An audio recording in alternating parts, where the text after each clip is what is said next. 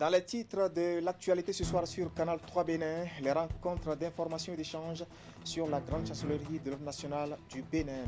Elles ont été officiellement lancées hier vendredi à Cotonou. Objectif, donner plus de visibilité à l'institution qui reste plus ou moins inconnue du grand public. L'événement a connu la présence de plusieurs personnalités, dont le président de l'Assemblée nationale et le ministre des Affaires étrangères.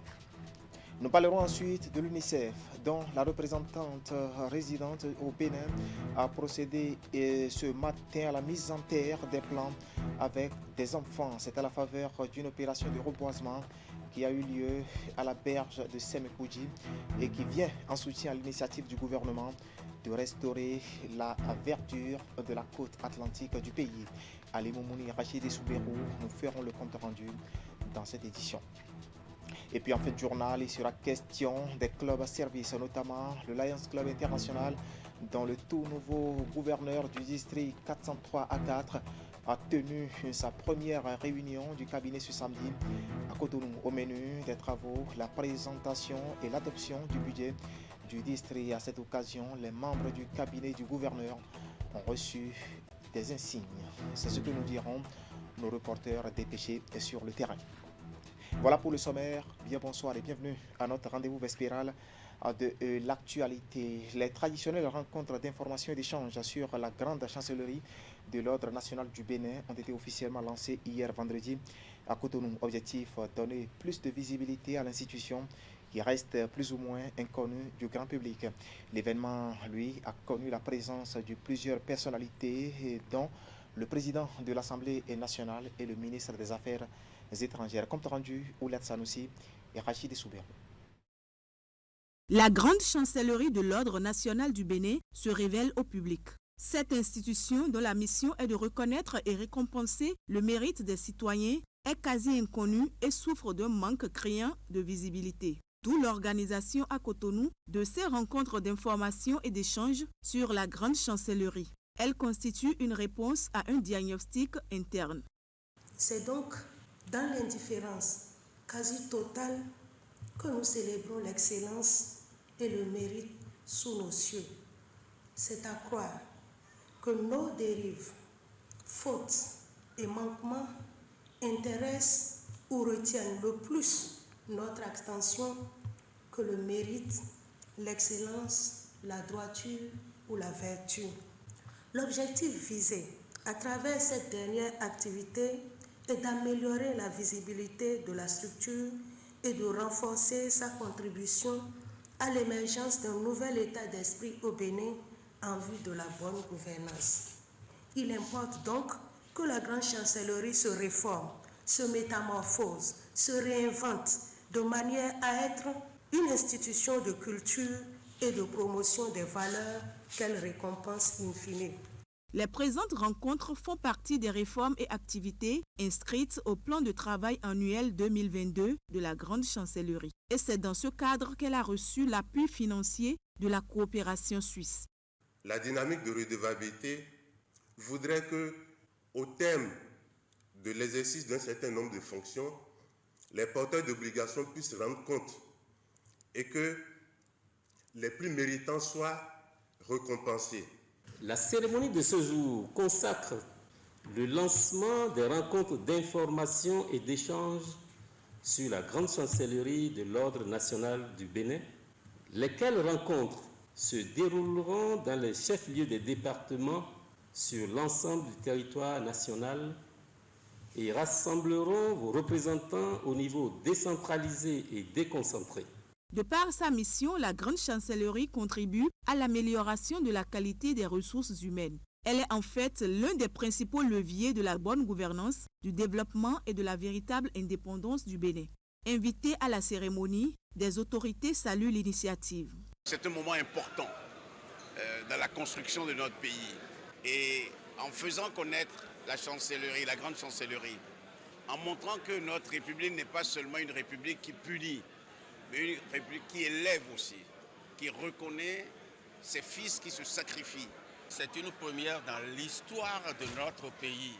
Avec cette présentation, on a compris que non seulement les papes, mais aussi la société civile et tous les citoyens qui auront quand même accompli de bonnes œuvres seront récompensés.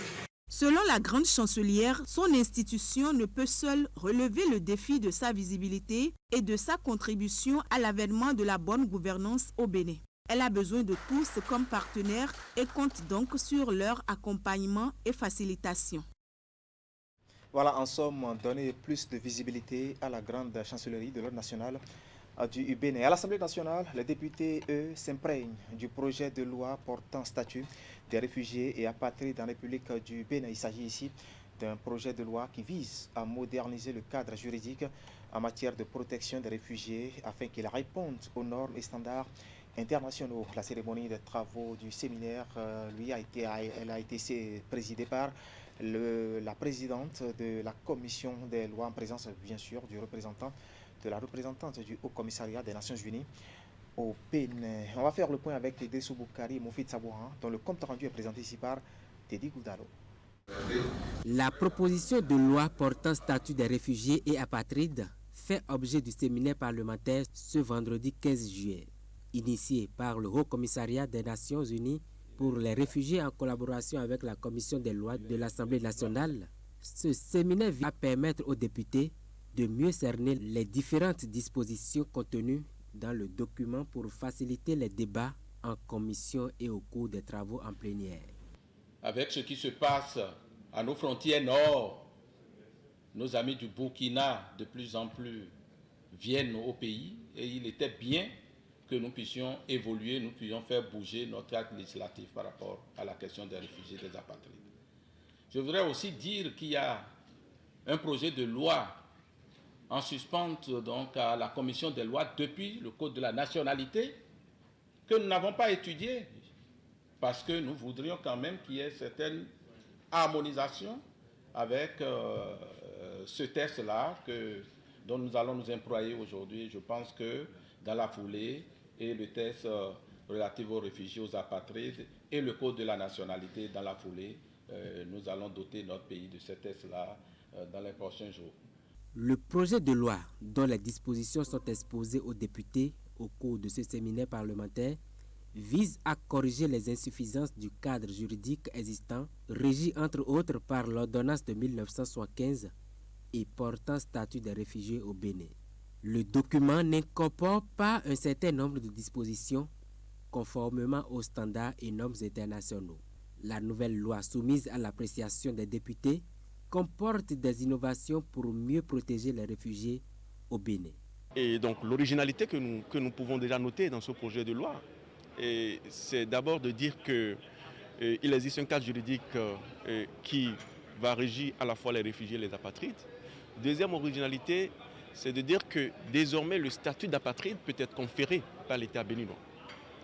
Une troisième originalité, c'est tout ce qui concerne en fait le traitement du réfugié au même titre que les nationaux, en termes d'accès aux services, à l'éducation, aux services sociaux de base, et en d'autres termes, aussi l'accès aux institutions financières à travers la documentation ou les documents d'identité que le gouvernement béninois délivre aux réfugiés et aux apatrides, lesquels documents leur permettront de jouir effectivement des droits fondamentaux, que ce soit les droits économiques, sociaux, culturels et les droits collectifs. Après le séminaire d'imprégnation, le projet de loi portant statut des réfugiés et apatrides sera au menu des prochaines sessions à l'Assemblée nationale pour sans nul doute être adopté. Si les députés donnent leur feu vert, le Bénin sera le deuxième pays dans l'espace CEDEAO à moderniser son cadre juridique qui protège à la fois les réfugiés et les apatrides. Une avancée donc pour la protection des réfugiés. Du 16 au 31 juillet prochain, le Palais des Congrès de Cotonou abritera l'édition 2022 du mois de la mode. Un rendez-vous qui va permettre de mettre la lumière sur la filière de la mode au Bénin. La cérémonie d'ouverture, elle, a eu lieu ce samedi matin au Palais des Congrès de Cotonou. Les détails, c'est avec Teddy Goudalo que nous allons retrouver ici. Ce défilé de mode consacre l'ouverture à Cotonou du mois de la mode édition 2022. 2 semaines durant, les acteurs de cette profession vont faire découvrir au public béninois l'univers de la mode. Merci en particulier à la prestigieuse Maison Vlisco, à l'ACMB l'Association des créateurs de mode du Bénin. Merci à Couleur Indigo, Trinity Event, à la Maison du Pain Tissé, à la Perle Noire, pour leurs apports à cet événement.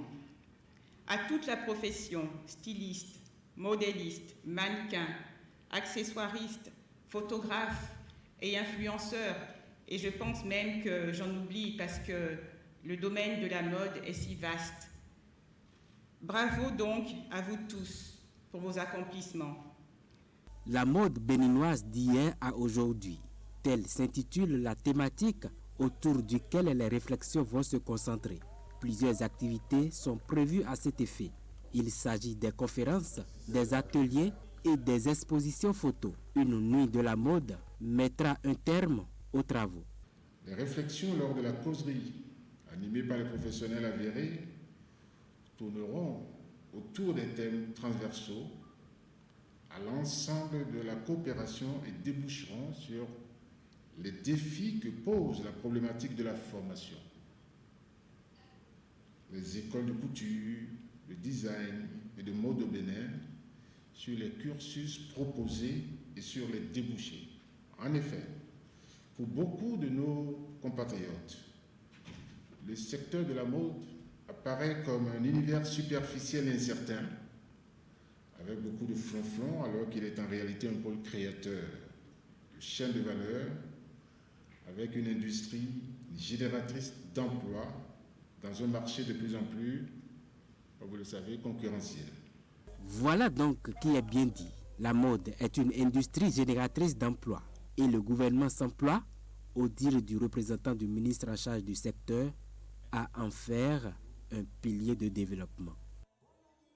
Des images à présent et le palais de la présidence de la République qui est à nouveau ouvert au public pour la visite aux 26 œuvres royales restituées par la France. Il s'agit de la réouverture de l'exposition Art du Bénin d'hier et d'aujourd'hui, de la restitution à la révélation. À côté de ces objets, justement, il y a toujours les œuvres d'artistes contemporains déjà exposées lors de la première phase. La cérémonie de réouverture a été présidée par le ministre du Tourisme, de la Culture et des Arts, Jean-Michel Abimbola. Et c'était en présence des présidents des institutions de la République, des députés et bien d'autres personnalités de la République. Nous y reviendrons avec beaucoup plus de détails dans nos prochaines éditions. Votre chaîne de télévision Canal 3 Bénin a reçu hier vendredi la visite de la représentante résidente de l'UNICEF au Bénin. Djamabou Makonde est venue avec les bras chargés de matériel remis au personnel de l'organe de presse. Il s'agit d'un lot d'équipements pour accompagner Canal 3 Bénin dans ses actions au profit des enfants et des adolescents. Ali Moumouni nous fait ici le point de cette visite. Un vendredi pas comme les autres à Canal 3 Bénin. Dans la cour, le personnel de la chaîne de télévision, tous secteurs confondus, après l'émission Actu Matin. L'organe reçoit la représentante résidente de l'UNICEF au Bénin, Djamabou Makonde. Bonjour.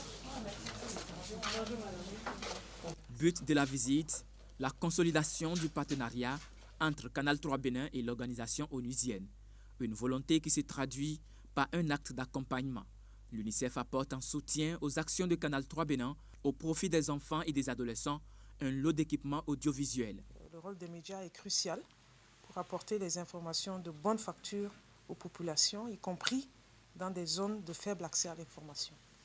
Par conséquent, les médias sont des partenaires stratégiques de l'UNICEF pour réaliser des résultats importants en faveur des adolescents et des enfants.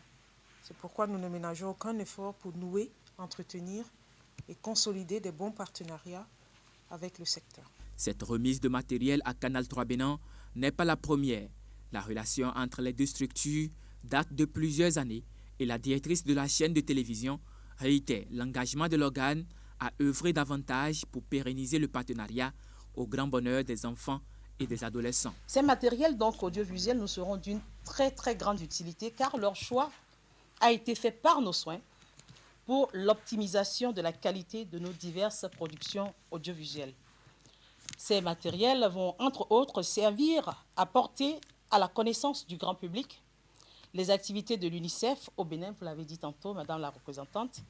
Ainsi donc, en fonction des zones et des régions dans lesquelles Canal 3, la télévision, et Fraternité, notre radio, qui est à 400 km de la ville de Cotonou, sont sollicités, nos équipes réagissent promptement pour assurer la couverture médiatique des événements identifiés par votre équipe de communication. Pour cette année, c'est un lot d'équipement d'une valeur estimée à 20 millions de francs CFA qui est remis à Canal 3 Bénin. On a reçu des micros professionnels, des micros sans fil et des micros à fil aussi. On a reçu des micro-cravates, des cartes mémoire pour nos caméras. On a reçu des disques durs pour les journalistes aussi, pour le transfert de leurs éléments après montage si possible.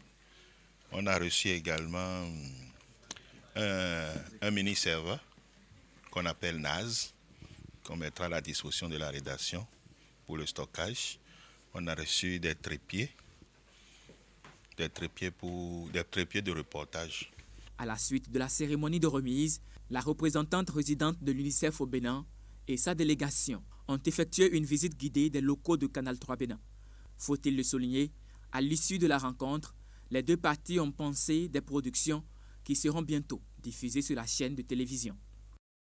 Tout à fait. Et nous allons rester avec la représentante résidente de l'UNICEF au Bénin qui a procédé ce samedi matin à la mise en terre des plans avec des enfants. Une opération de reboisement qui a eu lieu à la berge de Semepoji. Là, nous sommes dans le département de l'Ouémé et cette opération vient justement en soutien à l'initiative du gouvernement de restaurer la verdure de la côte atlantique du pays. On va retrouver toujours Ali Moumouni pour le point. C'est ici, à la plage de Semepoji, que la représentante résidente de l'UNICEF au Bénin et ses collaborateurs se sont donné rendez-vous avec les agents forestiers et les enfants de la localité. But de la rencontre, reboiser la berge afin de restaurer la verdure de cette partie de la côte atlantique du Bénin. Il y a 30 ans, nous étions aussi enfants et nous avons vu cet endroit comment c'était. C'était bien planté, mais par nos actions, voilà ce que c'est aujourd'hui. Et nos enfants qui sont ici présents n'ont pas eu la chance de voir ce que nous avions vu. Et actuellement, nous voulons, ensemble avec eux, reconstituer le couvert. C'est très important, surtout lorsque c'est avec eux, ils diront demain qu'ils ont participé à ce qu'ils sont en train de voir aujourd'hui. Pour réussir l'exercice, sur les 3 hectares dont le reboisement est favorisé ici par l'UNICEF, tout le monde met la main à la pâte. La représentante et les enfants, les parents ainsi que les forestiers. On creuse, on met le plan en terre, puis on arrose. On est ici ce matin pour planter les cocotiers, pour lutter contre les changements climatiques. Aujourd'hui, on plante des arbres pour la semaine du vert, quelque chose comme ça. On plante des arbres pour que les années à venir, notre terre puisse être de nouveau avec des arbres. Nous sommes en train de planter des arbres pour la semaine du vert. Nous sommes ici pour le reboisement des arbres qu'on coupe chaque année pour fabriquer du papier. Le reboisement est très important pour notre environnement. Ça nous permet de planter des arbres, d'y vivre. Car si c'est grâce aux arbres, c'est grâce à l'arbre que l'eau de pluie d'inondation ne vient pas jusqu'à nous. Car l'arbre bloque l'eau pour que ça soit stabilisé. L'UNICEF, connu pour son combat permanent pour l'épanouissement des enfants, se positionne aussi depuis quelques années sur la thématique de la protection de l'environnement. De quoi lutter contre les aléas des changements climatiques et créer un cadre agréable et vivable pour ceux qui représentent l'avenir. Ces règlements climatiques impactent les enfants, nos enfants, qui souffrent le plus des effets des changements climatiques. Et c'est pour cela que nous avons déclaré cette crise climatique une crise des droits des enfants.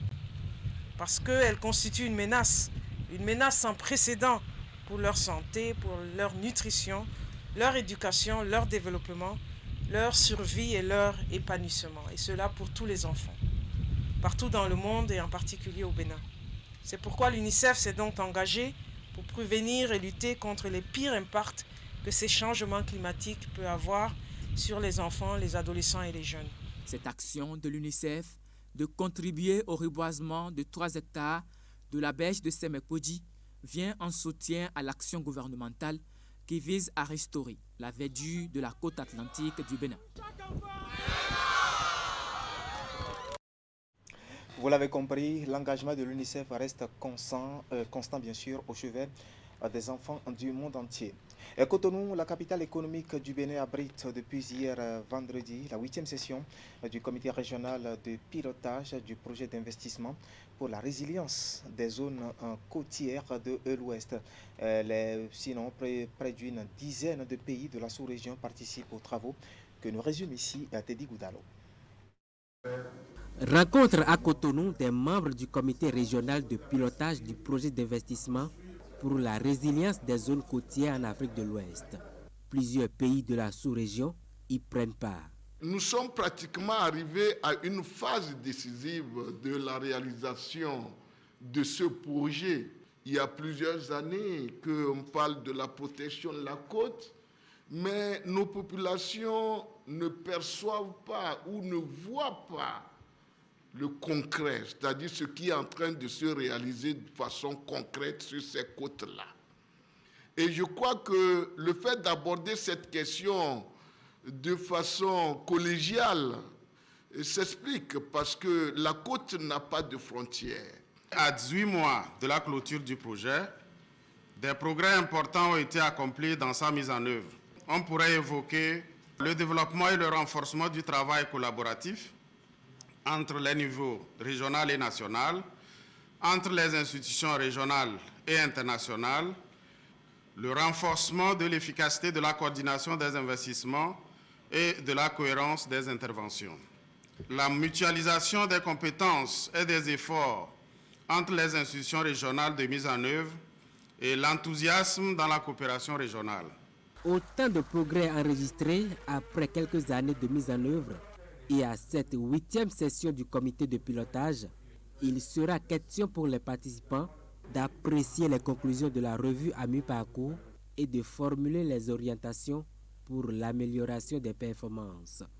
L'objectif du projet WACA, il faut le rappeler, est d'inverser au moyen et long terme les tendances actuelles de l'érosion côtière et de la dégradation des écosystèmes littoraux, et de répondre également aux engagements pris dans le cadre des conventions internationales en matière de gestion des changements climatiques, de la biodiversité et de la protection des ressources naturelles. Préoccupé par les impacts négatifs de la dégradation du littoral ouest africain, je voudrais inviter tous les acteurs de mise en œuvre du programme WACA-RESIP des 6 pays à continuer à s'investir pour l'atteinte rapide des résultats de façon à réduire l'impatience des populations. Le projet d'investissement pour la résilience des zones côtières en Afrique de l'Ouest est déjà à plus de 3 années d'exécution. Il est à souligner que les résultats atteints par les États sont reluisants et l'engagement est pris pour faire du projet WACA un pilier de développement. Voilà. L'Union européenne vient en soutien à la 2e génération du programme d'action du gouvernement du Bénin, ceci a pris la forme de 3 conventions signées en milieu de semaine à Cotonou. Les dites conventions s'alignent surtout sur les nouveaux défis de développement économique et social du pays. Au total, 3 projets et programmes sont pointés et du doigt. On va faire le point avec Clément Tchadé. C'est un acte qui consacre la signature de conventions de financement par le gouvernement avec l'Union européenne. 3 au total, elles sont signées sous la supervision du ministre d'État Romuald Wadaï.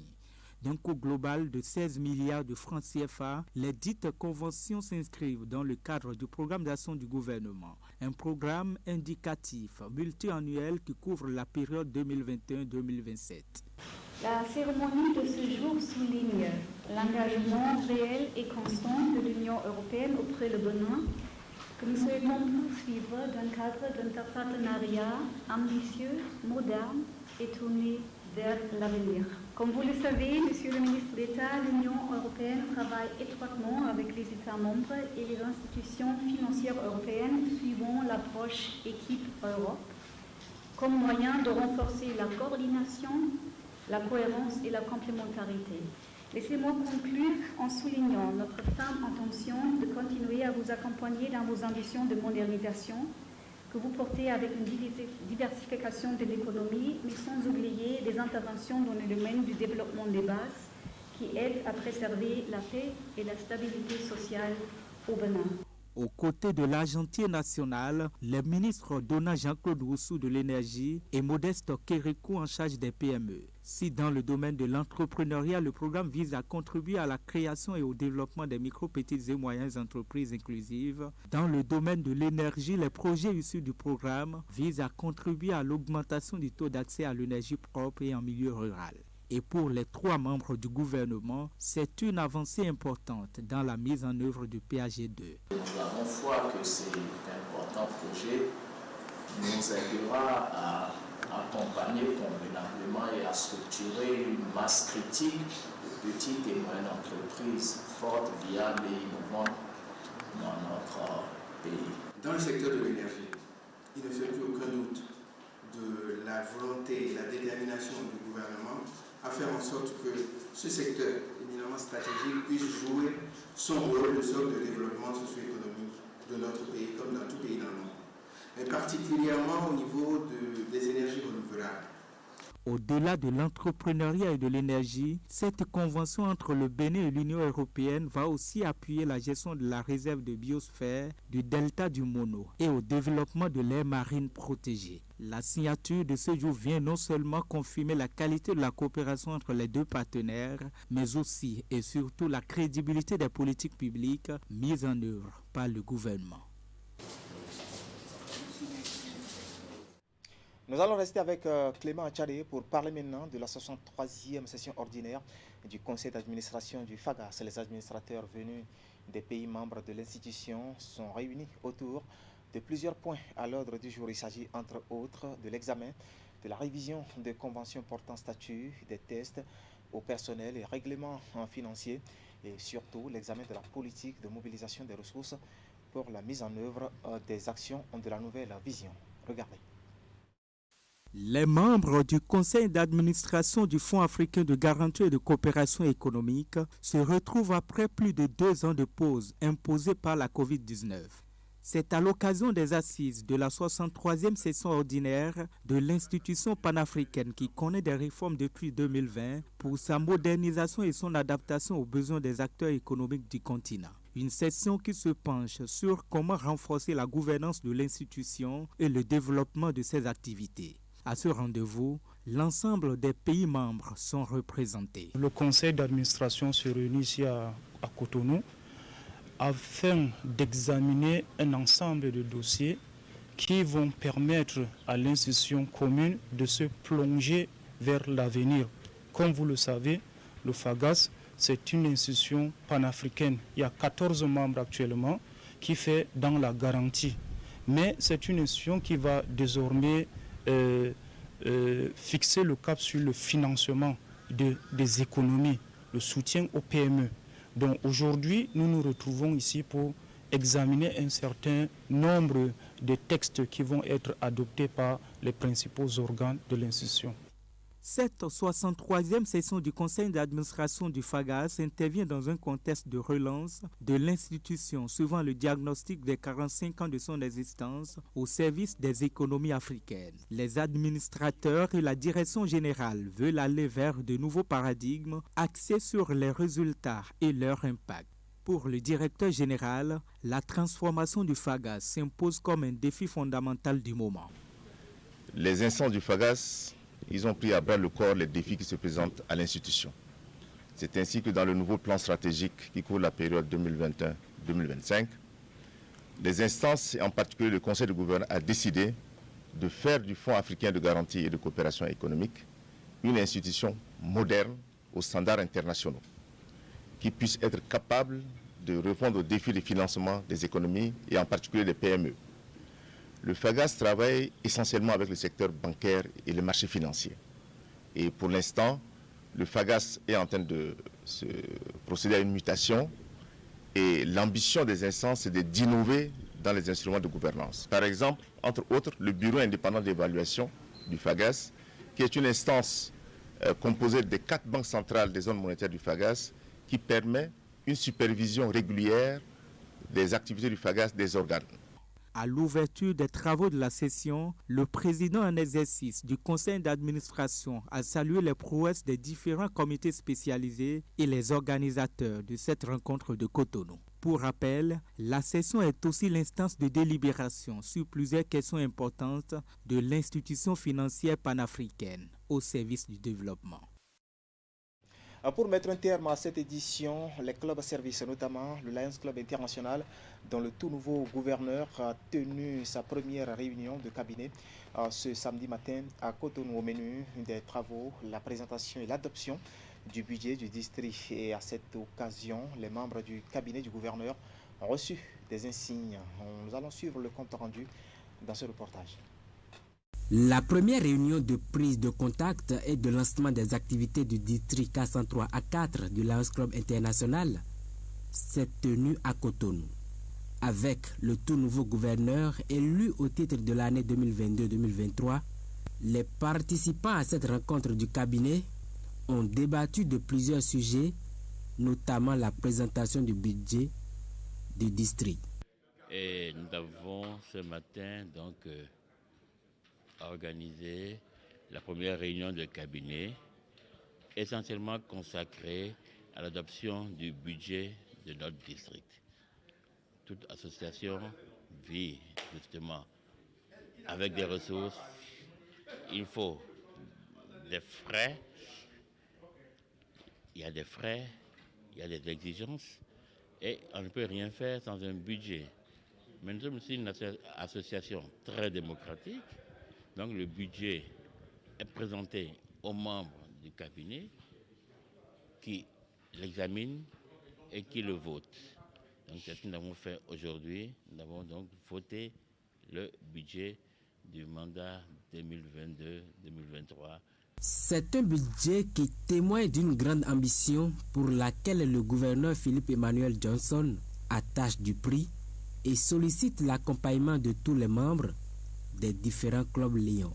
Le budget est ambitieux, bien entendu, mais cette ambition qui se traduit dans ce budget est liée justement aux ressources, n'est-ce pas, qui vont arriver. Et les ressources, ce sont les cotisations des membres.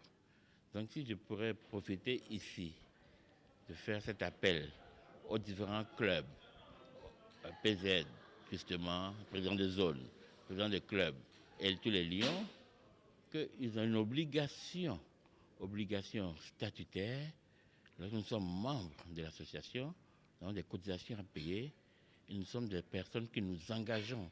Donc notre engagement s'est manifesté justement par ce respect, n'est-ce pas, de nos obligations, notamment pécuniaires, notamment les cotisations qu'il faut payer à temps et en heure.